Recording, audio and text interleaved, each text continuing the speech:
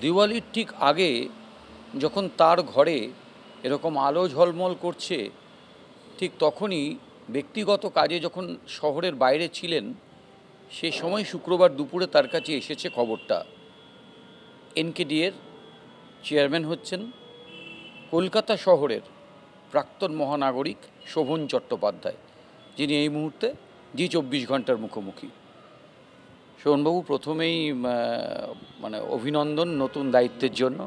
অশেষ ধন্যবাদ। আজকে যখন প্রথম খবরটা পেলেন, ঠিক কোথা থেকে খবরটা পেলেন? মিডিয়ার কাছ থেকে নাকি?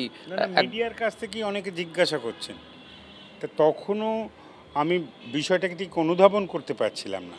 তারপরে তো নোটিফিকেশানটা কেউ দিল আমাকে, তো জানলাম যে একটা গুরু দায়িত্ব, এক আস্থা, বিশ্বাস, নির্ভরতা দেখে মমতাদি আমাকে মানে new town Kolkata development authority,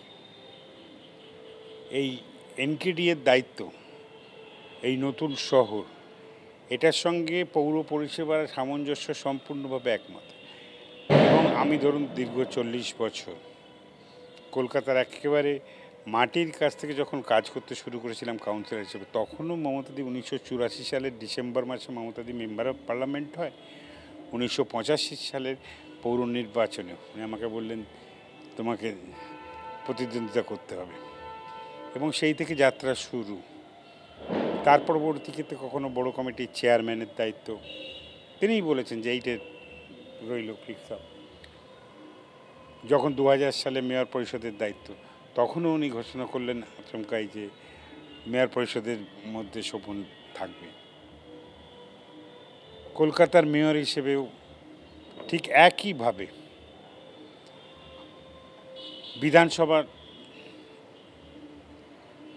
আমি যখন দাঁড়িয়েছি তখনও সেইভাবে এই বিধানসভায় তোমায় কন্টেস্ট করতে হবে। মন্ত্রিসভাতে আমি তো কিছুই জানতাম না। রাজ্যপালের কাছে যখন প্লেস হচ্ছে সেটা টেলিভিশনে দেখেছি যে আমি মন্ত্রিসভায় অন্তর্ভুক্ত হচ্ছি। তো এগুলো এইভাবেই দেখুন, সত্যি কথা বলতে কি,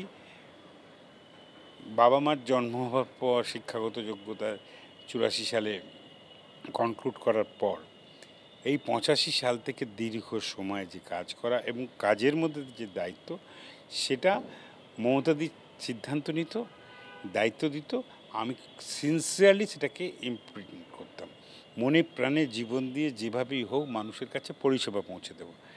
আজকেও যে আস্থা বিশ্বাস রেখে মমতাদি রাজ্যের মুখ্যমন্ত্রী হিসেবে এই দায়িত্ব দিয়েছেন, সেই দায়িত্ব ন্যাচারালি 2011 সালের মে মাসে পশ্চিমবঙ্গ সরকারের দায়িত্বে এসছে তৃণমূল কংগ্রেস। সেই দিন থেকে মমতাদি আজকে মুখ্যমন্ত্রী, তার দৃষ্টিভঙ্গি, তার চিন্তাধারা, তার উন্নয়নের ভাবনা, সেটাকে যাতে নিউটনের প্রত্যেকটি বাসীর কাছে পৌঁছে দিতে পারি, যে রাস্তা বলুন, পানীয় জল বলুন, নিকাশি বলুন, বা অন্যান্য যে যে ব্যবস্থার ইনফ্রাস্ট্রাকচার, আমি এখনও তার মধ্যে অফিস তো গিয়ে উঠতে পারিনি, কিন্তু এটা শহরটা গড়ে উঠেছে আমার চোখের সামনে।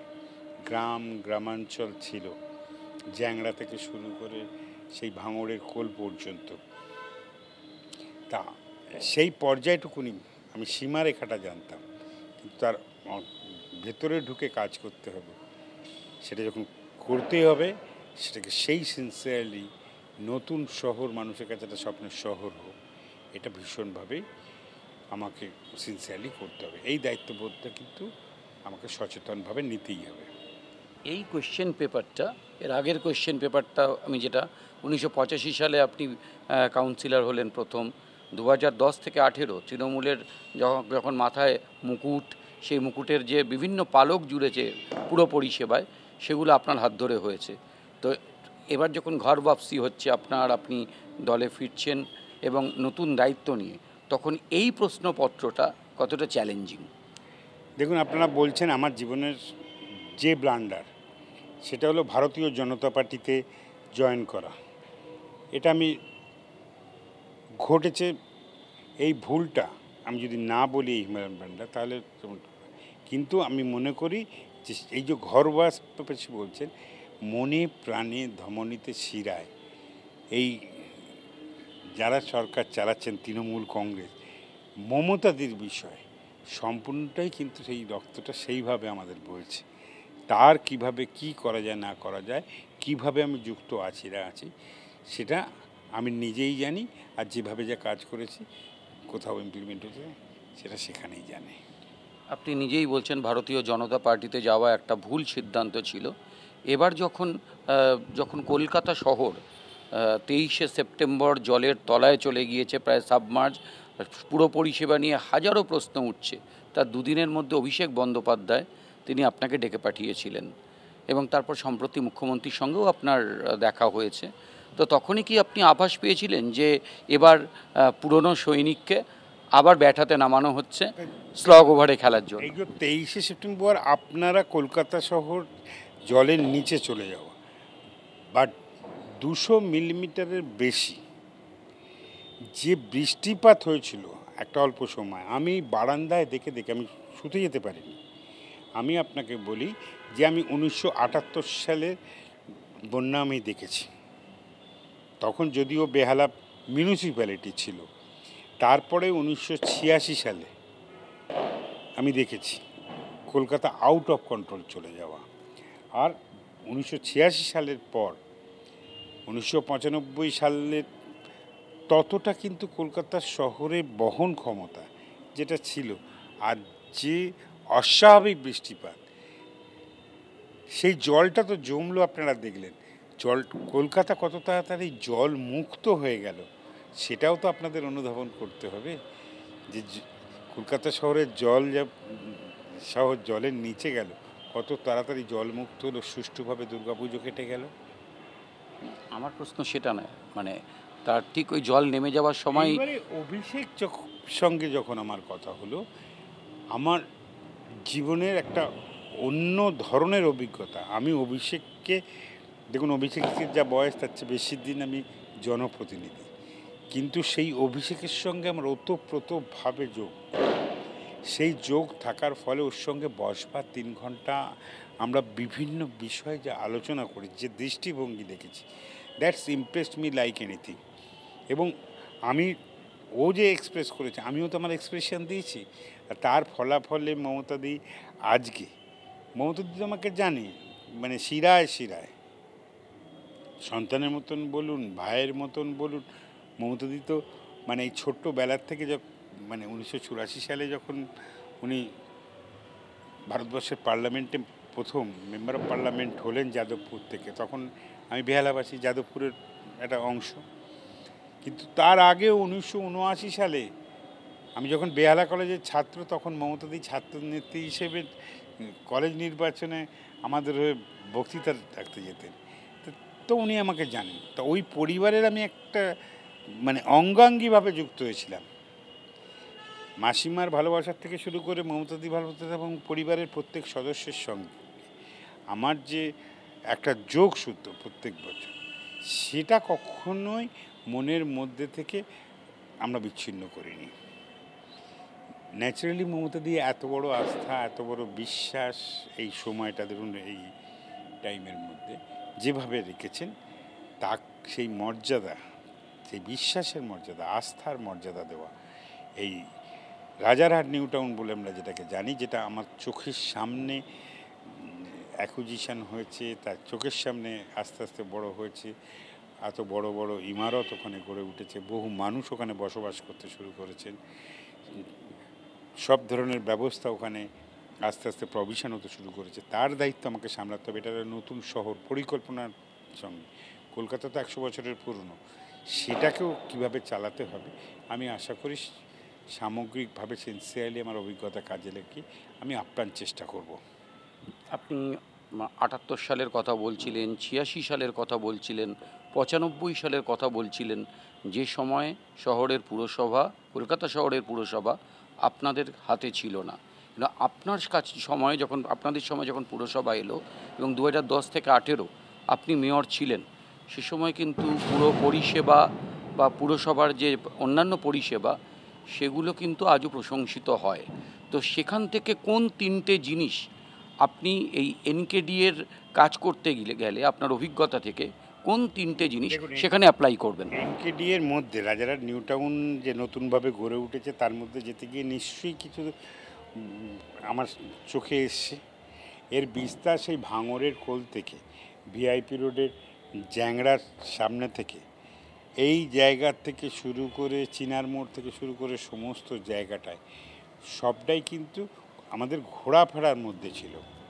কিন্তু এর অভ্যন্তরে দাঁড়িয়ে কাজ করতে গিয়ে যেখানে মনে হতো আজকে কলকাতা শহরে এই যে আপনারা প্রশ্ন শুরু করেছেন জল দাঁড়াবে, আগে তো 3 দিন 4 দিন 5 দিন শহরে নৌকা চলতো, আজকে তো তা হয় না। আজকে কলকাতা শহরে পানীয় জলে যেভাবে রাস্তায় লাইন পড়তো আজকে তো তাই হয় না। তা এই সামগ্রিক যেটা দায়িত্ব পাবে সেই দায়িত্বটা আমরা সিনসিয়ারলি আজকে দায়িত্বে আছে, ববিদা দায়িত্বে আছে, সিনসিয়ারলি এগোচ্ছে, লোকজন তো বসবাস করছে। তেমনি করেও নিউ টাউন কিন্তু কলকাতা শহরে রাস্তার পরিমাণ 6.5%-এর বেশি নয়, কিন্তু নিউ টাউন কলকাতা তো সামগ্রিকভাবে একটা পরিকল্পিতভাবে রয়েছে। সেই পরিকল্পনার মধ্যে যদি কোনো অ্যাডিশন অল্টারনেশন বা অন্য কিছু ভাবতে হয় বা চিন্তা করতে হয়, আগের তো সেটাকে অনুধাবন করতে হবে আমাকে, কোথায় কিভাবে কি প্রক্রিয়ায় এর উন্নয়ন এগিয়ে নিয়ে যেতে হবে। আমি সেটাকে সেটাই জানতে চাইছি যে প্রথম কোন তিনটে জায়গায় জোর দেবেন? দেখুন, সবে তো নোটিফিকেশান হয়েছে 3 ঘন্টার মধ্যে। শহরকে এত সহজে চিনিয়ে নিয়ে আলটপকা কোনো মন্তব্য করার মধ্যে দিয়ে আমি নই। আমি কাজে বিশ্বাস করি, কাজের সিনসিয়ারিটি রাখার বিশ্বাস করি।